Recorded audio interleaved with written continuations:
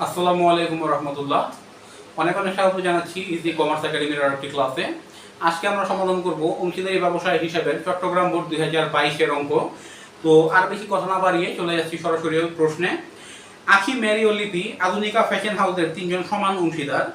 1 জানুয়ারি 2021 তারিখে তাদের মূলধন ছিল যথাক্রমে 2 লক্ষ টাকা, 2,50,000 টাকা এবং 3 লক্ষ টাকা। অংশীদারি চুক্তি মোতাবেক মূলধন ও উত্তোলনের উপর বার্ষিক 10% হারে সুদ ধার্য করতে হবে। অংশীদারি চুক্তি মোতাবেক মূলধন ও উত্তোলনের উপর বার্ষিক 10% হারে সুদ ধার্য করতে হবে। 1 জুলাই 2021 তারিখে আখি ও লিপির প্রত্যেকে 20,000 টাকা করে অতিরিক্ত মূলধন হিসেবে বিনিয়োগ করে। একটু খেয়াল করবেন সুপ্রিয় শিক্ষার্থী, 1 জুলাই 2021 তারিখে আখি ও লিপি প্রত্যেকে 20,000 টাকা করে অতিরিক্ত মূলধন হিসেবে বিনিয়োগ করে এবং একই তারিখে ম্যারি কারবারে 30,000 টাকা ঋণ স্বরূপ আনয়ন করে, যার উপর বার্ষিক 8% হারে সুদ ধার্য করতে হবে। প্রত্যেক অংশীদার প্রতি মাসের প্রথমে 400 টাকা করে উত্তোলন করে। প্রত্যেক অংশীদার প্রতি মাসের শুরুতে বা প্রথমে 400 টাকা করে উত্তোলন করে। উপরিউক্ত বিষয়সমূহ সমন্বয়ের পূর্বে 31 ডিসেম্বর 2021 তারিখে তাদের কারবারের মুনাফার পরিমাণ ছিল 1,72,820 টাকা। 1,72,820 টাকা তাদের কারবারে মুনাফার পরিমাণ ছিল 1,72,820 টাকা। ক নাম্বার প্রশ্নে বলেছে ঋণের সুদ নির্ণয় করো। ক নাম্বার প্রশ্নের মধ্যে বলেছে ঋণের সুদ নির্ণয় করো। আমরা অঙ্কের মধ্যে উদ্দীপকের মধ্যে খেয়াল করলাম যে ম্যারি কি করেছে, ম্যারি ঋণ আনয়ন করেছে, ম্যারি ঋণ প্রদান করেছে কারবারে, ম্যারি কারবারে ঋণ প্রদান করেছে কত তারিখে? 1 জুলাই 2021 তারিখে। 1 জুলাই 2021 তারিখে ম্যারি কারবারে 30,000 টাকা ঋণ প্রদান করেছে। ক নাম্বার প্রশ্নের মধ্যে সেই ঋণের সুদের পরিমাণ নির্ণয় করতে বলেছে। ক নাম্বার প্রশ্নের মধ্যে সেই ঋণের সুদের পরিমাণ নির্ণয় করতে বলেছে। খ নাম্বারে বলেছে অংশীদারগণের মূলধনের সুদ ও উত্তোলনের সুদ নির্ণয় করো। অংশীদারগণের মূলধনের সুদ ও উত্তোলনের সুদ নির্ণয় করো। গ নাম্বারে বলেছে লাভ লোকসান আবন্টন হিসাব তৈরি করো। লাভ লোকসান আবন্টন হিসাব তৈরি করো। তো সুপ্রিয় শিক্ষার্থী, ক নাম্বার অঙ্কে আমরা চলে যাব। ক নাম্বারে বলেছে ঋণের সুদ নির্ণয় করো। ঋণের সুদ নির্ণয় করো। সুপ্রিয় শিক্ষার্থী, আমরা এখানে সমাধানে চলে যাব। ঋণের সুদ,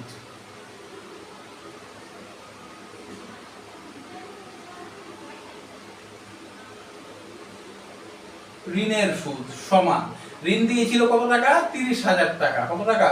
30,000 টাকা ঋণ দিয়েছিল। সুপ্রিয় শিক্ষার্থী, আমরা জানি যদি অংশীদারদের ঋণের উপর কোনো পার্সেন্টেজ দেওয়া না থাকে, কোনো সুদের হার দেওয়া না থাকে, তখন 6% হারে সুদ ধার্য করতে হয়। যদি অংশীদারদের ঋণের উপর কোনো সুদের হার অঙ্কে উল্লেখ করা না থাকে, যদি অংশীদারদের ঋণের উপর কোনো সুদের হার অঙ্কের মধ্যে উল্লেখ করা না থাকে, সেক্ষেত্রে 6% হারে সুদ ধার্য করতে হয়। কিন্তু আমাদের এই অঙ্ক অর্থাৎ চট্টগ্রাম বোর্ড 2022-এর মধ্যে স্পষ্ট করে বলে দেওয়া আছে অঙ্কের মধ্যে যে ম্যারি তার প্রদত্ত ঋণের উপর 8% হারে সুদ পাবে। 8% হারে সুদ পাবে। তাহলে আমরা কি করব? এখানে 8% হারে 30,000 টাকার উপর 8% হারে সুদ ধার্য করব। 30,000 টাকার উপর 8% হারে সুদ ধার্য করব। 8%। তো সুপ্রিয় শিক্ষার্থী, কি হলো? 8%। এখন একটু খেয়াল করবেন, 30,000 টাকার উপর তো 8% সুদ আমরা ধার্য করলাম। এখন এটা কি পূর্ণ বছরের সুদ হবে? না সুপ্রিয় শিক্ষার্থী, এখানে পূর্ণ বছরের সুদ হবে না। কারণ ম্যারি ঋণ প্রদান করেছিল 1 জুলাই 2021 তারিখে। 1 জুলাই 2021 তারিখে, অর্থাৎ বছরের 6 মাস অতিক্রান্ত হয়ে যাওয়ার পর, বছরের 6 মাস অতিক্রান্ত হয়ে যাওয়ার পর কি করেছে? সে ঋণ প্রদান করেছে। তো বাকি ছিল কত মাস? 6 মাস বাকি ছিল। ঠিক আছে, কয় মাস বাকি ছিল? 6 মাস বাকি ছিল। অর্থাৎ এখানে 6 মাসের সুদ ধার্য করতে হবে। কয় মাসের সুদ ধার্য করতে হবে? 6 মাসের সুদ ধার্য করতে হবে। কারণ ম্যারি বছরের অর্ধেক চলে যাওয়ার পর, বছরের 6 মাস চলে যাওয়ার পর কি করেছিল? ঋণ প্রদান করেছিল। অর্থাৎ বাকি ছিল কয় মাস? 6 মাস। তো কত মাসের সুদ ধার্য করতে হবে? 6 মাসের সুদ ধার্য করতে হবে। অর্থাৎ উপরে 6 নিচে 12, অর্থাৎ 6 দিয়ে গুণ 12 দিয়ে ভাগ। তো 30,000 টাকার 8% আসে আপনার। 30,000 টাকার 8% হচ্ছে 2,400 টাকা। 2,400 টাকা। তো 6 দিয়ে গুণ 12 দিয়ে ভাগ, অর্থাৎ আসে আপনার কত টাকা? 1200 টাকা। 1200 টাকা। তো আসে কত? ঋণের সুদ 1200 টাকা। ঋণের সুদ কত আসে? 1200 টাকা। ঋণের সুদ আসে 1200 টাকা। এই ছিল আমাদের ক নাম্বার অঙ্ক। খ নাম্বারের মধ্যে বলেছে মূলধনের সুদ ও উত্তোলনের সুদ নির্ণয় করো। মূলধনের সুদ ও উত্তোলনের সুদ নির্ণয় করো। সুপ্রিয় শিক্ষার্থী, একটু খেয়াল করবেন কি বলেছে? মূলধনের সুদ ও উত্তোলনের সুদ নির্ণয় করো। তাহলে আমরা মূলধনের সুদ নির্ণয় করব প্রথমে। হ্যাঁ, এখানে লিখি মূলধন ও উত্তোলনের সুদ নির্ণয় করা হলো, বা মূলধনের সুদ, মূলধনের সুদ, মূলধনের সুদ। আমরা এখানে অংশীদারদের নামগুলো একটু লিখে নেই। আখি, তারপরে হচ্ছে আপনার আখি, মেরি এবং লিপি।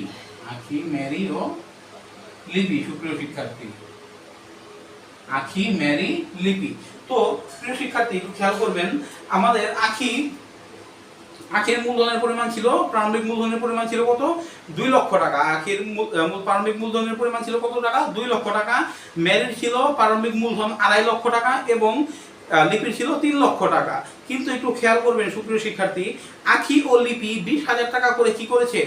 অতিরিক্ত মূলধন আনয়ন করেছে। আখি ও লিপি কি করেছে? 20,000 টাকা করে অতিরিক্ত মূলধন আনয়ন করেছে। তো আখির প্রারম্ভিক মূলধন ছিল কত টাকা? আখির প্রারম্ভিক মূলধন ছিল 2 লক্ষ টাকা। আখির প্রারম্ভিক মূলধন কত ছিল? 2 লক্ষ টাকা। তো প্রারম্ভিক মূলধনের উপর আগে আমরা পূর্ণ বছরের সুদ ধার্য করব 2 লক্ষ টাকার উপরে। এখানে মূলধন ও উত্তোলনের উপর 10% হারে সুদ ধার্য করতে বলেছে। তাহলে এই প্রারম্ভিক মূলধনের উপর আমরা আগে পূর্ণ বছরের সুদ ধার্য করব, অর্থাৎ 10%। এবার সুপ্রিয় শিক্ষার্থী যোগ, এবার সে কি করেছে? অতিরিক্ত মূলধন আনয়ন করেছে। কত টাকা? 20,000 টাকা। অতিরিক্ত মূলধন কত টাকা? 20,000 টাকা। হ্যাঁ, এই 20,000 টাকার উপর আমরা কি ধরবো? 10% হারে সুদ ধরবো। কিন্তু এখানে কয় মাসের সুদ হবে 20,000 টাকার ক্ষেত্রে? যেহেতু 1 জুলাই 2021 তারিখে সে কি করেছে? অতিরিক্ত মূলধন আনয়ন করেছে, অর্থাৎ বছরের 6 মাস অতিক্রান্ত হয়ে যাওয়ার পর, অর্থাৎ 6 মাসের সুদ ধার্য করতে হবে। যেহেতু বছরের 6 মাস চলে যাওয়ার পর সে কি করেছে? নতুন অতিরিক্ত মূলধন এনেছে। তাহলে কয় মাস সুদ ধার্য করতে হবে? 6 মাসের সুদ ধার্য করতে হবে। এটার উপর কয় মাসের সুদ ধার্য করতে হবে? 20,000 টাকার উপরে 6 মাসের সুদ ধার্য করতে হবে, অর্থাৎ 6 দিয়ে গুণ, 12 দিয়ে ভাগ। এই হচ্ছে আপনার আখির যে ইসের ব্যাপারটা আছে, কি বলে? আখির মূলধনের সুদ, সেটা। তো 2 লাখ টাকা 10% 20,000 টাকা, 20,000 টাকা যোগ 20,000 টাকার 10% আপনার 20,000 টাকার 10% আপনার 2,000 টাকা। এটাকে 6 দিয়ে গুণ 12 দিয়ে ভাগ করলে হয় 1,000 টাকা। কত হয়? 1,000 টাকা, অর্থাৎ 21,000 টাকা। 21,000 টাকা। সুপ্রিয় শিক্ষার্থী, এই ছিল আখির মূলধনের সুদ, এবার সুপ্রিয় শিক্ষার্থী, ম্যারির কি ছিল? প্রারম্ভিক মূলধনের পরিমাণ ছিল কত টাকা? ম্যারির প্রারম্ভিক মূলধনের পরিমাণ ছিল 2.5 লক্ষ টাকা। 2.5 লক্ষ টাকা, এবং ম্যারি কোনো প্রকার অতিরিক্ত মূলধন কি করে নাই? আনয়ন করে নাই। তার মানে 2.5 লাখ টাকার উপরে 10% হারে তার কি করতে হবে? শুধুমাত্র সুদ ধার্য করতে হবে। 2.5 লাখ টাকার উপরে তার কত পার্সেন্ট সুদ ধার্য করতে হবে? 10% হারে সুদ ধার্য করতে হবে। তার মানে কত টাকা? 25,000 টাকা। 2.5 লাখ টাকা 10% 25,000 টাকা। এটাই হচ্ছে ম্যারির মূলধনের সুদ। এবার লিপির মূলধনের সুদ চলে যাই। লিপির প্রারম্ভিক মূলধন ছিল 3 লাখ টাকা। কত টাকা? 3 লাখ টাকা। 3 লাখ টাকার উপর আমরা পূর্ণ বছরের সুদ ধরি, অর্থাৎ 12 মাসের সুদ। 3 লাখ টাকার 10%, 3 লাখ টাকার 10% যোগ সে কি করেছে? অতিরিক্ত মূলধন এনেছে 20,000 টাকা। 20,000 টাকা। এই 20,000 টাকার উপর 10% হারে সুদ ধরবো আমরা, কিন্তু কত মাসের? 6 মাসের। যেহেতু সে কি করেছে? বছরের 6 মাস অতিক্রান্ত হয়ে যাওয়ার পর অতিরিক্ত মূলধন আনয়ন করেছে। এখন সুপ্রিয় শিক্ষার্থী, এই 3 লাখ টাকার 10% কত টাকা? 30,000 টাকা। কত টাকা? 30,000 টাকা প্লাস। এখন সুপ্রিয় শিক্ষার্থী, কি করব আমরা এখানে? 20,000 টাকা 10% কত? 2,000 টাকা। 2,000 টাকাকে যদি 6 দিয়ে গুণ 12 দিয়ে ভাগ করা হয় তাহলে হয় 1,000 টাকা। কত হয়? 1,000 টাকা, অর্থাৎ 31,000 টাকা। 31,000 টাকা। ঠিক আছে? তো লিপির মূলধনের সুদ কত? 31,000 টাকা। এবার উত্তোলনের সুদ নির্ণয় করব আমরা। মূলধনের সুদ নির্ণয় করেছি, আমাদের খ নাম্বার অঙ্কের মধ্যে কি বলেছে? মূলধনের সুদ এবং উত্তোলনের সুদ নির্ণয় করো। আমরা কিন্তু মূলধনের সুদ অলরেডি কি করেছি? নির্ণয় করেছি। এখন আমরা কি করব? উত্তোলনের সুদ নির্ণয় করব। কি করব? উত্তোলনের সুদ নির্ণয় করব। লিখবো এখানে উত্তোলনের সুদ।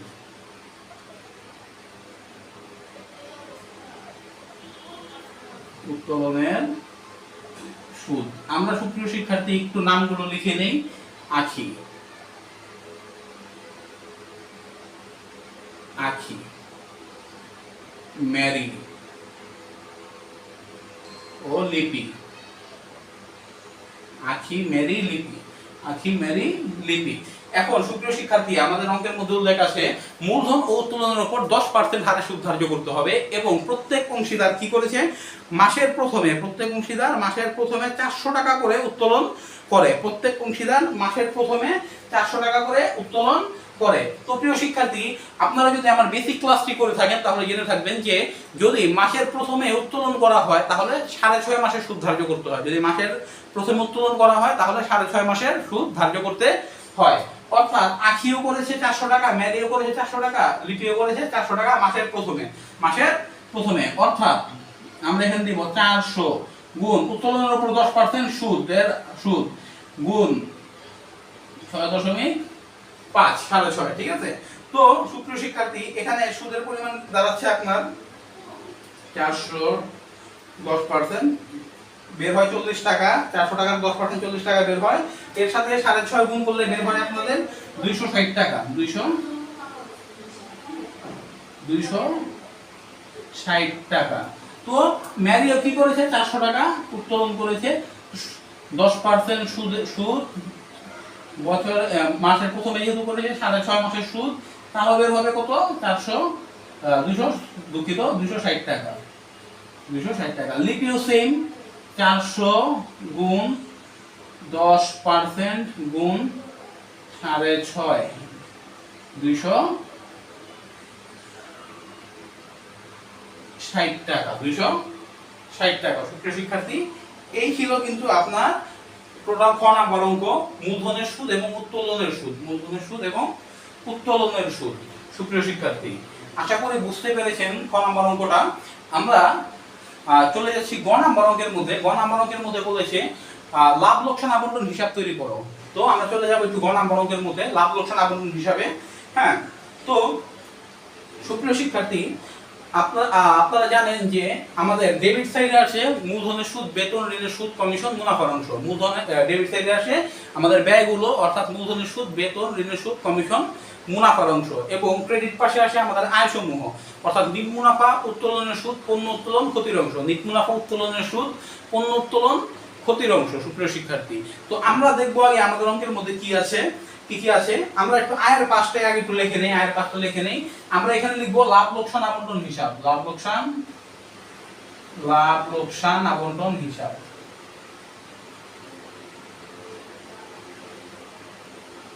লাভ লোকসান আবন্টন হিসাব, ঠিক আছে। লাভ লোকসান আবন্টন হিসাব। এখানে আমরা কি লিখি, প্রথমে নিট মুনাফা, উত্তোলনের সুদ, পণ্য উত্তোলন, ক্ষতির অংশ। অর্থাৎ নিট মুনাফা কি লিখবো, নিট মুনাফা। এখানে আমরা লিখবো কি, নিট মুনাফা। তো নিট মুনাফা কত ছিল প্রশ্নের মধ্যে একদম সবার শেষে, খেয়াল করবেন, 1,72,820 টাকা। 1,72,820 টাকা। 1,72,820 টাকা। নিট মুনাফা কত ছিল, 1,72,820 টাকা। তারপরে সুপ্রিয় শিক্ষার্থী, আমরা আয়ের দিকটা আগে শেষ করে নেই। লিখলাম লাভ লোকসান আবন্টন হিসাব, নিট মুনাফা। এখন আমরা কি লিখবো, উত্তোলন হিসাব, ব্যালেন্স বিডি, উত্তোলনের সুদ, পণ্য উত্তোলন, ক্ষতির অংশ। উত্তোলনের সুদ, পণ্য উত্তোলন, ক্ষতির অংশ। উত্তোলনের সুদ, পণ্য উত্তোলন, ক্ষতির অংশ। এখন আমরা দেখবো আমাদের অঙ্কের মধ্যে কি কি আছে। সুপ্রিয় শিক্ষার্থী, অঙ্কের মধ্যে যদি খেয়াল করেন, আমাদের অঙ্কের মধ্যে শুধু আছে আয়ের মধ্যে আর আছে আপনাদের উত্তোলনের সুদ। আয়ের মধ্যে কি আছে, উত্তোলনের সুদ আছে শুধুমাত্র। তাহলে আমরা কি লিখবো, অংশীদারদের মূলধন হিসাব। যেহেতু প্রত্যেক অংশীদারের কি আছে, আপনার উত্তোলনের সুদ আছে। অংশীদারদের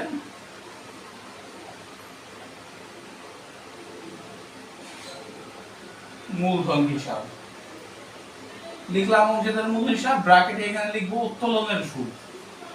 লিখবো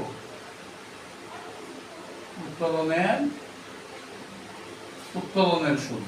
একটু অংশীদারের নামগুলো লিখি, আখি, মেরি এবং সর্বশেষ লিপি। আখি, মেরি ও লিপি। সুপ্রিয় শিক্ষার্থী, আমরা কিন্তু এখানে বের করেছি খ নম্বরে উত্তোলনের সুদ। তো প্রত্যেকের উত্তোলনের সুদ আসতেছে আপনার এখানে কত টাকা, 260 টাকা করে। আমরা এখানে একটু বসায় দিব, 260 260 এবং 260 টাকা, 260 এবং 260 টাকা সুপ্রিয় শিক্ষার্থী।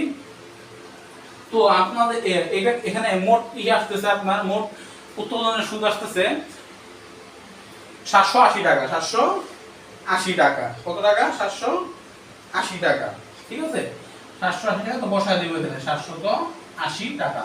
আমাদের আয়ের সাইডে কিন্তু আর কোনো আইটেম নেই, আয়ের সাইডে কিন্তু আর কোনো আইটেম নেই। এখন চলে যাবো ব্যয়ের সাইডে। তো ব্যয়ের সাইডে কি কি আসে? মূলধনের সুদ, বেতন, ঋণের সুদ, কমিশন, মুনাফার অংশ। মূলধনের সুদ, বেতন, ঋণের সুদ, কমিশন, মুনাফার অংশ। যারা বেসিক ক্লাসটি দেখেননি অবশ্যই একটু দেখে নিতে পারেন। মূলধনের সুদ, বেতন, ঋণের সুদ, কমিশন, মুনাফার অংশ। তো আমরা সর্বপ্রথম কি লিখবো? অংশীদারদের মূলধন হিসাব। অংশীদারদের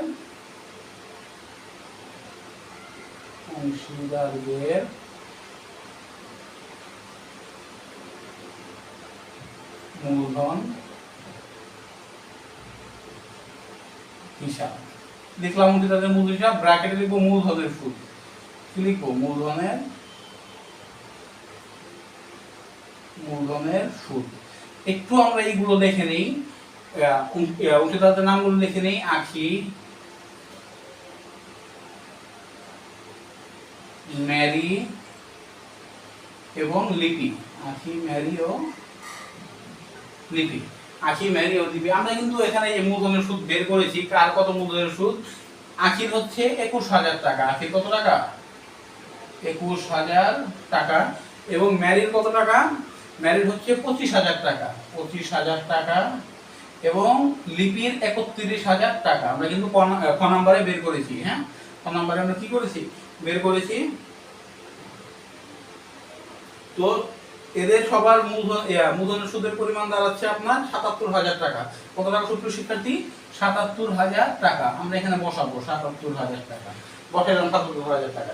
আমরা মূলধনের সুদ লিখেছি। এরপরে কি আসে? বেতন, ঋণের সুদ, কমিশন, মুনাফার অংশ। আমাদের এই অঙ্কের মধ্যে কিন্তু বেতনের কোনো বিষয় নেই, বেতনের কোনো বিষয় নেই, কিন্তু ঋণের সুদ আছে। ঠিক আছে, কি আছে? ঋণের সুদ আছে। তো আমরা ঋণের সুদ বসাবো। তো ঋণ কে দিয়েছিল? কারা কারা দিয়েছিল? ঋণ দিয়েছিল আপনার সুপ্রিয় শিক্ষার্থী, একটু কোশ্চেনটা দেখতে হবে। ঋণ দিয়েছিল আপনার ম্যারি। কে দিয়েছিল ঋণ? ম্যারি ঋণ দিয়েছিল। তো অর্থাৎ আমরা এখানে কি লিখবো? এখন আমরা লিখবো অংশীদারদের মূলধন হিসাব। এখন আমরা লিখবো ম্যারির মূলধন হিসাব। কি লিখবো? ম্যারির মূলধন হিসাব। যেহেতু এখানে ঋণের সুদ শুধুমাত্র কে পাবে? ম্যারি পাবে। সেক্ষেত্রে আমরা কি লিখবো না?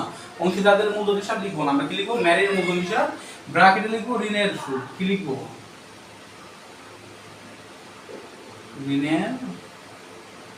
ঋণের সুদ। তো ম্যারির ঋণের সুদ কিন্তু আমরা জানি সুপ্রিয় শিক্ষার্থী, আমরা ক নাম্বার অঙ্কে বের করেছিলাম 1200 টাকা। কত টাকা? 1200 টাকা। তো আমাদের কিন্তু মোটামুটি আয় এবং ব্যয় সবই কিন্তু বসানো শেষ। সবই বসানো কিন্তু আমাদের শেষ। এখন আমরা মুনাফার অংশ বা ক্ষতির অংশ বের করব। ঠিক আছে, তো আমরা কি করব? এই ক্রেডিট সাইডটাকে সবার আগে যোগ করব, আয়ের দিকটাকে সবার আগে যোগ করব। আয়ের দিকটা যোগ করলে আপনার দাঁড়াচ্ছে সুপ্রিয় শিক্ষার্থী, প্রথমে আছে কত? 1,72,820 যোগ 780, 780, 1,73,600, 1,73,600। আমরা এটা ক্লোজ করে দেই এবং এই ডেবিট সাইডে কিন্তু সেম অ্যামাউন্টটা কি করে দিব? বসিয়ে দিব। 1,73,600, 1,73,600 ক্লোজ করে দেই সুপ্রিয় শিক্ষার্থী। এবার আমরা দেখি আমাদের মুনাফার অংশ কত আছে এই অঙ্কের মধ্যে। মুনাফার অংশ কিভাবে বের করব? এই যে 1,73,600 বের হয়েছে, এর সাথে এই ডেবিট সাইডের টোটাল অ্যামাউন্টের যে পার্থক্য, এই যে ক্রেডিট সাইডের একটা টোটাল অ্যামাউন্ট বের হয়েছে, ঠিক আছে, আয়ের একটা টোটাল অ্যামাউন্ট বের হয়েছে, এর সাথে ব্যয়ের অর্থাৎ ডেবিট সাইডের অ্যামাউন্টের যে পার্থক্য, ওইটাই হচ্ছে আমাদের বন্টনযোগ্য মুনাফা। এটা কি আমাদের বন্টনযোগ্য মুনাফা। সুপ্রিয় শিক্ষার্থী একটু খেয়াল করবেন, আমাদের এখানে ই সাইডে আছে, ডেবিট সাইডে আছে 78,200 টাকা এবং ক্রেডিট সাইডের যোগফল হয়েছে অর্থাৎ আয়ের যোগফল হয়েছে 1,73,600 টাকা। 1,73,600 টাকা। এই 1,73,600 টাকা থেকে আমরা এই ডেবিট দিকের যে যোগফল, ডেবিট দিকের যে যোগফল এটাকে কি করব, এটাকে বিয়োগ করব, অর্থাৎ এই ৭৮,২০০ টাকা কি করব, ৭৮,২০০ টাকাকে বিয়োগ করব কোত্থেকে, ১,৭৩,৬০০ টাকা থেকে। ৭৮,২০০ তো বিয়োগ করলে দাঁড়াচ্ছে ৯৫,৪০০ টাকা। ৯৫,৪০০ টাকা। ৯৫,৪০০ টাকা। তো সুপ্রিয় শিক্ষার্থী, এটা হচ্ছে আমাদের বন্টনযোগ্য মুনাফা। এখন আমরা লিখবো এখানে অংশীদারদের মূলধন হিসাব। অংশীদারদের, যেহেতু সবাই কি পাবে, মুনাফার অংশ পাবে, অংশীদারদের মূলধন হিসাব।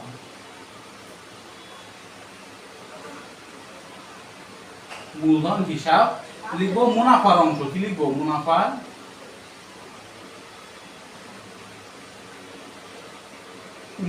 অংশ। বসাইলাম মুনাফার অংশ। নামগুলো লিখে নেই, আখি, ম্যারি ও লিপি। সুপ্রিয় শিক্ষার্থী, একটু খেয়াল করবেন, যেহেতু এখানে সবাই সমান অংশীদার, তো সবাই কি পাবে, সমান টাকাই পাবে। অর্থাৎ এই ৯৫,৪০০ টাকা আমাদের বন্টনযোগ্য মুনাফা, এটাকে আমরা যেহেতু ৩ জন অংশীদার আছে ৩ দিয়ে ভাগ করব। ৯৫,৪০০ ভাগ ৩ তো ৯৫,৩০০কে ৩ দিয়ে ভাগ করলে দাঁড়াচ্ছে আপনার ৩১,৮০০ টাকা। ৩১,৮০০ টাকা। এখানেও সেম করব, ৯৫,৪০০ ভাগ ৩, বের হবে কত, ৩১,৮০০ টাকা। লিপির ক্ষেত্রেও কি করব, ৯৫,৪০০ ভাগ ৩, বের হবে কত, ৩১,৮০০ টাকা। তো এই হচ্ছে তাদের কি, মুনাফার অংশ। এই হচ্ছে কি তাদের মুনাফার অংশ।